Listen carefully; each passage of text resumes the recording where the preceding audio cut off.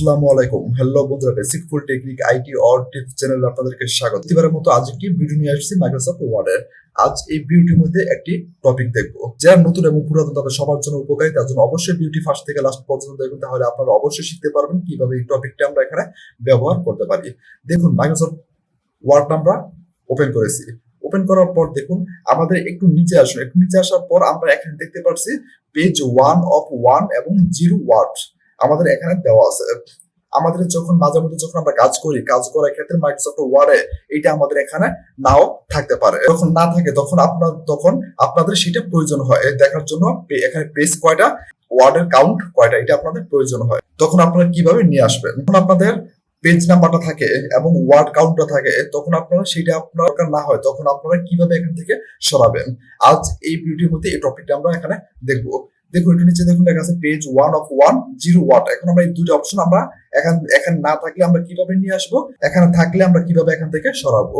এখন আমাদের এখানে আছে, এটা আমরা এখান থেকে সরাবো, তারপরে দেখবো আমরা কিভাবে আমরা এখানে নিয়ে আসতে পারি। তার জন্য একটু নিচে আসুন। একটু নিচে আসার পর এখানে যখন মাউসটা রাখবেন, মাউসটা রাখার পর মাউসের রাইট বাটন ক্লিক করুন। কাস্টমাইজ স্ট্যাটাস বার এখানে চলে আসছে। আসার পর দেখুন এখানে দেখুন আমরা যেহেতু আমরা দুটো অপশন সরাবো, একটা হলো পেজ নাম্বার আর একটা হলো ওয়ার্ড কাউন্ট। আমাদের এখানে দেখবেন প্রথমে দেখুন দেওয়া আছে পেজ নাম্বার। দেখুন পেজ নাম্বার দেওয়া আছে, তার সাথে দেখুন প্রথমে আমাদের এখানে একটা টিক মার্ক দেওয়া আছে।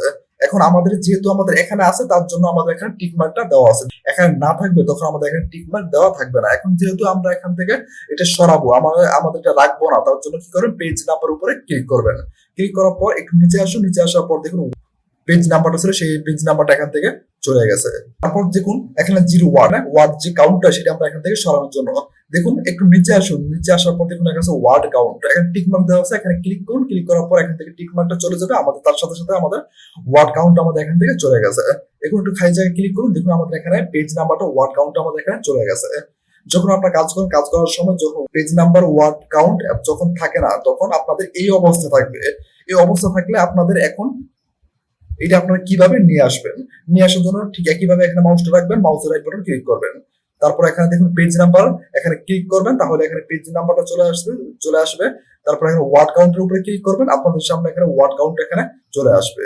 এইভাবে আপনারা এখানে পেজ নাম্বারটা ওয়ার্ড কাউন্টটা থাকলে আপনারা এখানে সরাতে পারেন, না থাকলে আপনারা এইভাবে নিয়ে আসতে পারেন। ভিডিওটি ভালো লাগে অবশ্যই চ্যানেলটি সাবস্ক্রাইব করে পাশে বেল আইকনটি বাজিয়ে দিন পরবর্তী ভিডিওটি পাওয়ার জন্য। আবার দেখা হবে পরবর্তী ভিডিওতে। ভালো থাকবেন, সুস্থ থাকবেন, সবাইকে ধন্যবাদ।